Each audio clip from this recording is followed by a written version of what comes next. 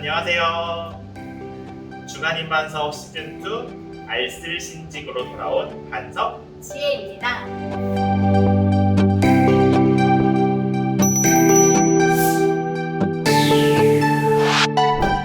저희가 지난주에 설명해드렸던 대로 이번 주는 IT 개발자분들을 첫 번째 게스트로 모시게 됐습니다. 안녕하세요. 혹시 간단하게 자기소개해 주실 수 있나요?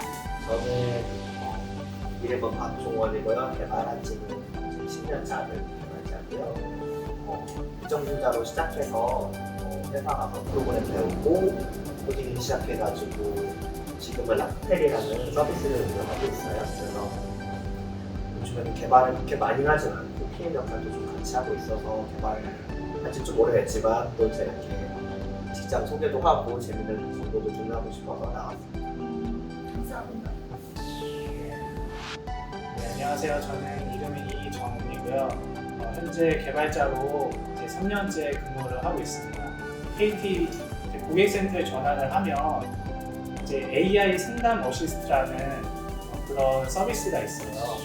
거기서 이제 개발자로 IT 아웃소싱을 해서 이제 프로젝트를 진행하고 있는데 참여를 하고 있습니다. 자기소개 감사합니다. 그러면은 저는 프로그램에 대해서 IT 개발에 대해서 잘 몰라가지고 이제 어렸을 때부터 프로그래머라고 하면은 좀 여러 가지가 있다라고만 들었는데 혹시 좀 IT 개발에 대해서 조금 더 구체적인 설명을 혹시 해주실 수 있으실까요?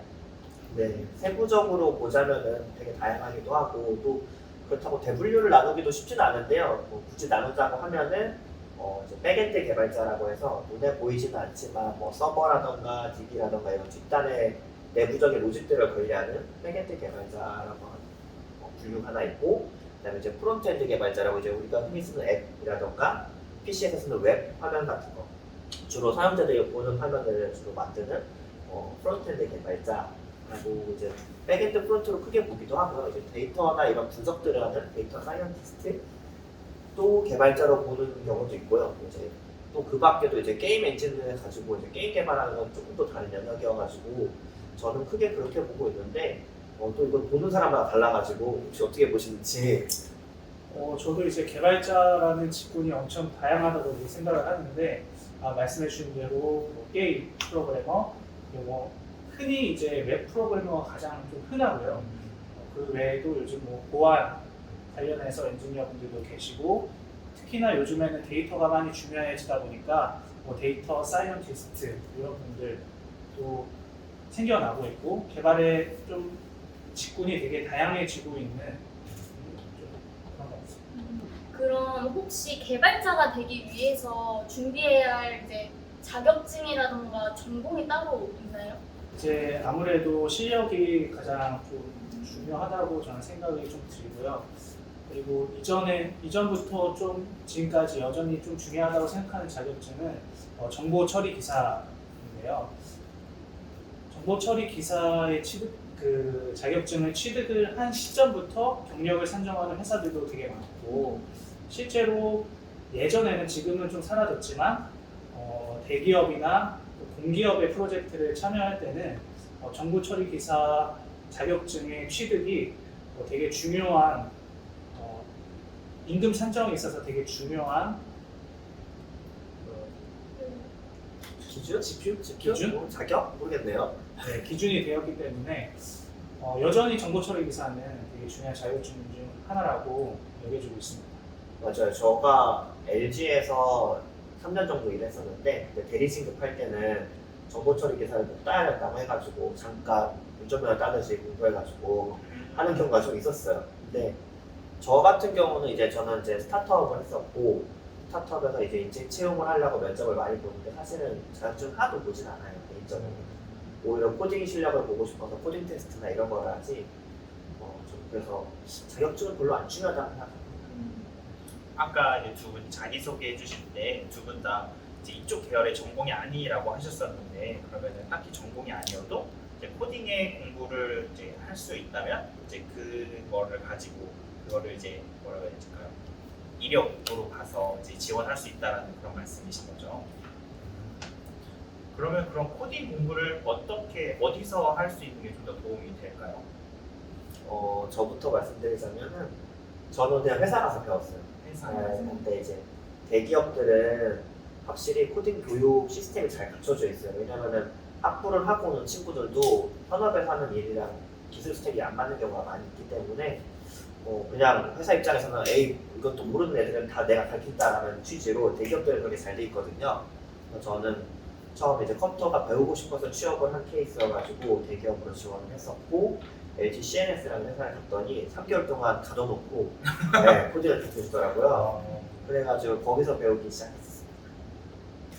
어떻게 코딩 공부를? 저는 이제 학교에서 이제 컴퓨터 공학을 전공을 하지 않아서 구체적으로 코딩을 어떻게 하는지는 잘 몰랐었는데요. 제가 아무래도 공학을 전공했으니까 그래도 이제 프로그램 언어는 몇 개 좀 배웠었거든요. 그 정도 실력을 가지고는 이제 취업을 할 수가 없어가지고 저는 이제 국비 지원 교육을 좀 참여를 했었고요. 그래서 거기서 작은 프로젝트를 하나 둘씩 하게 되면서 그리고 저도 이제 회사 가서 이제 사수분께서 알려주시는 그런 경험들을 통해서 좀 많이 성장을 했던 것 같아요. 그러면은 좀 다른 계열 질문을 드리고 싶은데 이제 IT 개발자로서 근무를 하시다 보면은 좀 이렇게 이 직장을 가지면서의 장단점이 있을 것 같아요. 그럼 장단점이 또 뭐가 있을까요? 장점이라고 하면요, 일단 더 창조적인 걸 할 수 있죠. 서비스를 만든다던가 앱 개발을 한다던가 하면은 또 많은 사람들이 쓰는 무언가를 만들잖아요. 거기에 기여하는 즐거움이 있고, 그다음에 뭐 개발자라고 하면 꼭 이제 위치에 구애를 받지 않다 보니까 재택근무하기도 되게 유리하고, 뭐 요즘엔 많이들 디지털 노마드 막 이런 얘기 하잖아요. 막 샌프란시스코 가서 막 여행하다가 개발하고 이런 물론 주변에 그런 사람은 없어요. 네. 그렇지만 뭐 가능은 한 직업이기도 하고 노트북 한 대만 있으면 어디서 일할 수 있으니까요. 그런 것도 좋고 요즘에 또 막 한창 뉴스 기사 많이 나왔잖아요. 개발자들 연봉 막 올라가는 물론 관심 없으니까 안 받겠지만 저희는 관심이 있어서 막 이제 한창 막 개발자 연봉이 하늘 좀 올라간다라는 게 있었어요. 근데 물론 항상 남미향이긴 하지만 그래도 요즘엔 대우가 옛날보다는 많이 좋아져서 자기가 좋아하는 일을 하면서 좋은 연봉을 받으면서 일을 할 수 있는 건 좋다고 생각을 하고요. 저 같은 경우는 이제 일을 시작하면서 LG 다닐 때는 아니었는데 서비스를 시작하다 보니까 단점이라고 하면은 이렇게 시도 때도 없이 갑자기 장이 터지면 가야 돼요. 그래가지고 뭐 토요일에도 일할 때도 그러니까 평상시에는 많이 하진 않지만 뭐 서비스 출시가 앞두고 있으면은 주말에도 근무할 때도 있고 아니면 막 새벽 1시에 이제 서비스 저희는 이제 스트리밍 서비스를 하다 보니까 밤 12시에 이렇게 고객분들이 많아요. 다들 넷플릭스 저녁에 보잖아요. 그런 것처럼 이 사람이 몰리면은 갑자기 장애가 발생하는 거고 나는 이제 편하게 나도 넷플릭스 보거나 뭐 다른 거 보다가 갑자기 막 알람 울리면은 막 들어가서 막 이제 이렇게 뭐 서비스 사내 메신저 같은 거 켜가지고 다들 왜 이게 장애 발생했는지 문제 생겼으면 다들 긴급하게 해야 돼가지고 그런 좀 이렇게 워라벨 어떤 분들한테는 워라벨이 맞지 않을 수 있을 것 같아요. 그건 단점이라고 볼 수 있을 것 같아요. 정원 형님이 생각하시는 제가 생각하는 좀 장점은 아까 이렇게 말씀도 해주셨지만 요즘같이 또 코로나 때문에 회사 가기가 좀 겁날 때가 있잖아요. 그럴 때 재택근무 시스템이 되게 잘 되어 있다 보니까 저희가 필요한 건 노트북 하나밖에 없거든요. 그래서 그냥 노트북 하나만 들고 어디 가서 사람 없는 데 가서 일을 할 수도 있다는 게 좀 장점인 것 같고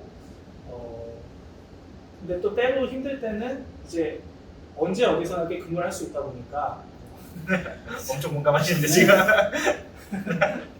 연락 한번 오면은 바로 노트북을 켜서 이제 들어가야 할 때도 많고 그런 게 조금 힘들 때도 있습니다.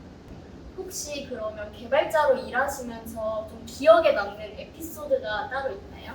아까 장애 시에 이제 막 출동해야 된다고 말씀을 드렸는데 저희 교회에서 또 인터뷰를 하는 거니까 좀 교회 에피소드를 하자면은 옛날에 한번 이제 집회 기간이었어요. 그럼 이제 저희는 회사가 좀 더 그런 자율출퇴근이 보장된 회사라서 일찍 출근했다가 일찍 퇴근하고 이제 집회를 가야지 하고 즐겁게 회사에서 일을 하고 퇴근을 했어요. 그래서 집회에 가서 딱 이제 여기 밑에 엘리베이터를 타고 올라가는데 갑자기 전화가 오는 거예요. 회사에서 왠가들 장애가 발생한 거죠. 그래가지고 이제 노트북이 다행인지 불행인지 없었어요. 그래가지고 이제 전화를 해가지고 뭐가 문제인지 이렇게 다른 팀원들한테 이렇게 전화로 설명을 드렸는데 도저히 안 될 것 같은 거예요. 갔죠 다시 회사에. 그래서 막 가서 한 30분 만에 또 해결이 됐어요. 근데 또 이제 갔다 오니까 거의 집회가 반쯤 끝나야 되고 또 하필이면 다음날 또 집회도 오늘은 괜찮겠는데 똑같은 장애가 비슷한 장애가 또 다른 이유로 발생을 한 거죠. 그래가지고 이제 이게 쉽지 않은 일이구나 그런 에피소드들도 있고 네, 다 재밌었어요. 즐거운 추억이에요. 네, 그런 일들이 기억나요. 지나보면 저는 그럼요. 네, 그 당시에는 했는데 네, 그런 추억이 있습니다. 좋은 일도 많아요, 여러분. 네. 갑자기 개발자 못하게 하는 이런 프로젝트인데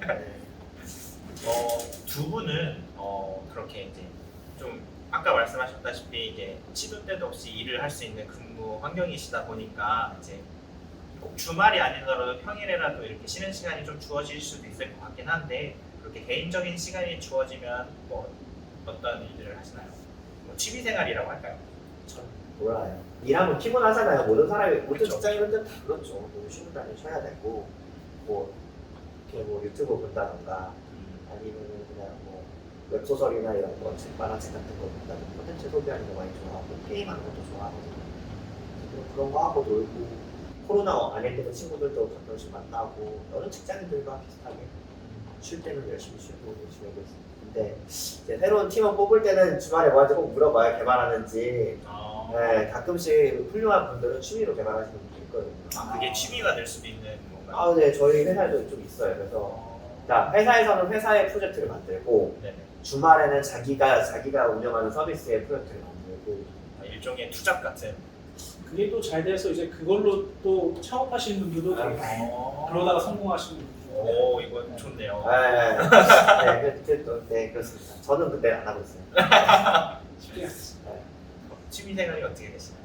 저는 이제 취미생활에는 제 아무래도 이제 여자친구가 있다 보니까 데이트를 많이 하는데 그 외의 시간에는 좀 공부를 하려고 하는 편이에요. 이게 이제 하고 싶어서 하는 건 아니고 워낙 개발자라는 직업이 이제 평생 공부를 해야 되는 직업이다라고 좀 많이 알려져 있는데 회사에서도 이제 그동안 해오던 것뿐만 아니라 더 새로운 역할이 주어지고 하다 보니까 그리고 또 기술이라는 게 또 계속 바뀌다 보니까요 공부를 계속을 해야 되는 것 같아요. 뒤처지지 않으면. 그리고 무엇보다 또 한 직장만 또 오래 다닐 수 있는 것도 아니기 때문에 또 다른 곳에 이직을 하고 또 그러려면은 공부를 어쩔 수 없이 좀 해야 하다 보니까 그래도 틈틈이 조금씩이라도 개발 공부를 좀 하려고 하는 편이에요. 맞아요. 진짜 전 대학교 졸업하고 공부 안 할 줄 알았거든요. 개발자를 한번 계속 해야 돼요. 이게 끝까지 계속 이제 공부를 해야지만 살아남을 수 있는 네. 그런 직업인가요? 새로운 기술이 계속 나와서. 그렇다면 혹시 다시 취업 준비생으로 돌아간다면 다시 이 직업을 선택하고 싶으신지? 개발자 해봤으니까 다른 걸 해보지 않을까라는 생각도 해봤고 근데 아마 다음에도 뭔가를 한다면 사업을 할 것 같은데 그냥 그때 만약에 내가 개발을 제일 잘한다 그리고 개발자는 누군가는 해야 된다면 다시 또 개발자 할 수도 있을 것 같아요. 그래서 어떤 직군보다는 저는 무언가를 만든다든가 그러니까 그런 사업적인 어떤 목적성에 의해서 직업을 택하는 것도 더 클 것 같아요. 저는 대학원을 갈 것 같아요. 대학원요? 네, 왜냐하면은 제가 지금 참여하고 있는 프로젝트가 되게 여러 가지 기술이 접목되어 있는데 저는 거기서 이제 웹 개발이라는 그런 거를 맡고 있고요. 근데 거기에 이제 AI 기술도 들어가고 좀 보안부터 해서 많은 기술이 들어가는데 제가 사실 개발자를 하고 싶었던 계기가 학교에서 이제 데이터 분석하고 머신러닝이나 딥러닝 그런 프로젝트를 했던 게 되게 기억에 남아서 개발자를 이렇게 하게 된 건데 아무래도 그런 쪽으로 일을 하려면 AI 기술을 하려면 최소 대학원에 가서 석사 과정을 해야 좀 되더라고요. 그러다 보니까 지금 이제 웹 개발을 하면서 그쪽을 공부하고 싶어도 사실 여건이 좀 허락되지도 않고 그러다 보니까 만약에 3년 전으로 돌아간다고 하면은 그쪽에 좀 전념하기 위해서 대학원을 한번 도전해보지 않았을까 하는 생각을 좀 하고 있습니다. 일하면서 하기들 많이 따시던 어떤 그러면서 일하면서도 하신 분들도 있더라고요 주변에. 전 대단하다고 생각해요. 쉽지 않은 거거든요. 맞아요. 그리고 또 궁금한 궁금한 게 생겼는데 아까 이제 국비 지원에 대해서 얘기해 주셨잖아요. 저희 회사 근처에도 IT 관련 교육을 해주는 그런 공간이 있긴 한데 좀 국비 지원에 대해서 조금만 더 설명을 해주시면 이제 앞으로 제가 생각하는 도움이 될 것 같은데 조금 더 설명을 해주실 수 있으실까요? 요즘 아무래도 좀 개발자라는 직업이 유행을 하는 것 같아요. 그러다 보니까 제 주변에도 국비 지원 이렇게 교육 들으신 분들도 되게 많고, 근데 이제 국비 지원 교육이란 게 최소한 3개월에서 6개월 정도 진행이 되는 것 같은데, 저도 경험을 해봤지만 사실 거기서는 많은 거를 배울 수가 없는 게 현실인 것 같아요. 왜냐하면 실제 저도 현업에 가서 이제 비교를 해봤을 때 현업에서는 어떤 예를 들어 코드라고 하는데 코드가 막 몇만 줄 정도 된다고 하는데 실제 이걸 국비 지원에서 교육을 받는다라고 하면은 한 100줄 정도 되는 코드를 가지고 이제 개발 배우는 거기 때문에 수준 차이가 엄청 크거든요. 그래서 국비 지원으로는 많은 한계가 분명히 존재하기 때문에 국비 지원 교육 플러스 요즘에는 또 영상 강의가 되게 많더라고요. 개발 공부를 할 수 있는 강의들. 그렇게 합쳐서 교육을 좀 받으면은 개발 공부하는데 개발자를 하고 싶으신 분들이 좀 더 도움되게 공부를 할 수 있지 않을까라는 생각을 좀 해요. 제 주변에 친구들 중에 종종 개발자로 이직하고 싶어가지고 물어보는 애들이 있어요.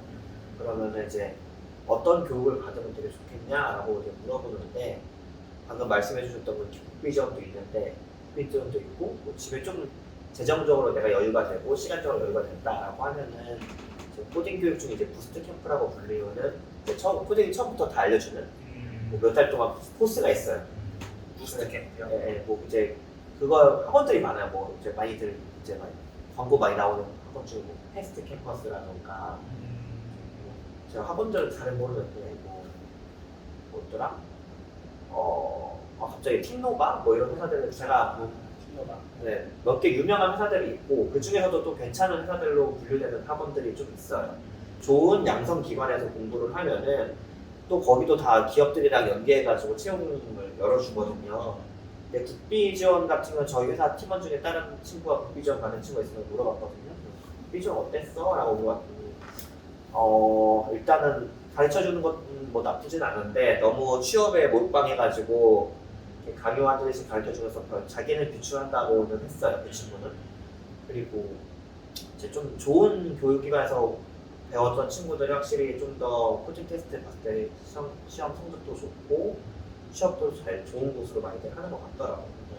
그런 교육기관을 찾아보는 것도 되게 중요하고 아까 방금 말씀해 주셨던 되게 요즘에는 영상도 유튜브 영상들이 많이 풀려 있거든요. 혼자로 공부해 볼 수 있는 뭐 생활 코딩이라던가 이런 사이트들이 있어요. 충분히 그런 거 고려해서 내가 지금 하는 기술 직업이 전문직이 아니고 나도 좀 전문직을 공부해보고 싶고 요즘에 코딩이 인기라던가 나도 해볼까라고 하는 분들한테는 오히려 그런 인터넷으로 풀려있는 생활 코딩이라던가 이런 걸 해가지고 내가 적성에 맞나? 보는 게 훨씬 더 중요하다고 안 물어봤지만 안 물어보겠지만 아니요. 네, TMI 했습니다. 그러면 이제 조금이라도 관심이 있으신 분이 이런 쪽에 내가 적성에 맞겠구나라는 거를 조금이라도 더 확인해 볼 수 있는 그런 계기가 될 수 있겠네요. 네. 마지막으로 질문을 드리고 싶은 게 있는데요.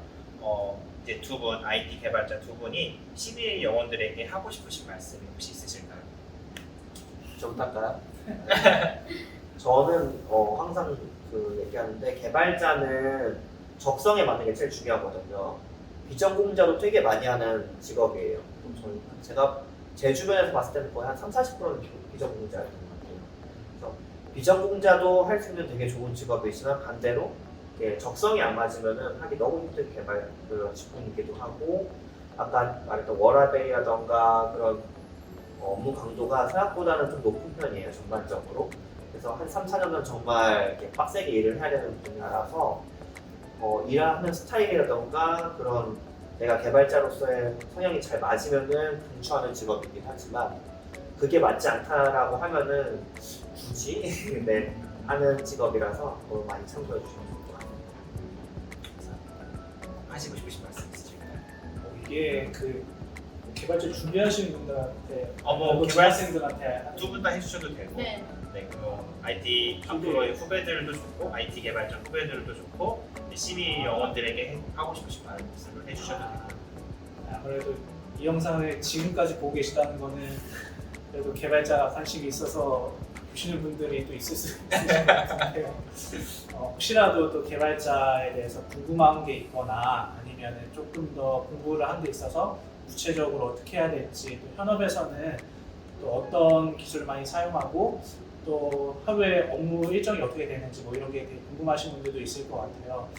그런 분들 계시면은 저나 이제 교원진에게 네, 연락 주세요. 연락 주시면은 저희가 아는 선에서 최대한 열심히 도와드릴 수 있으니까요.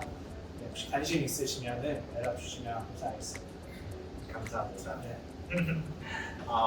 오늘 이것저것 많이 여쭤봤는데 어려우실 수도 있었을 텐데 이 자리에 함께 해주시고 그렇게 많은 답변 해주셔서 너무나 감사드립니다.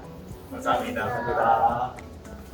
저희 오늘 이렇게 IT 개발자분들과 함께 이야기를 나눠봤는데요. 앞으로 좀 IT 개발 쪽에 관심 있으신 재학생분들 아니면 이직을 하고 싶으신데 IT 개발 쪽은 어떨까라고 궁금하신 분들 그분들에게 많은 도움이 됐으면 좋겠습니다. 네. 저희는 다음 주에 또 목사님을 모시고 한번 진행을 해보려고 하는데요. 여러분 다음 주에도 잊지 말고 시청해주세요. 그럼 다음 주에 만나요. 다음 주에 만나요.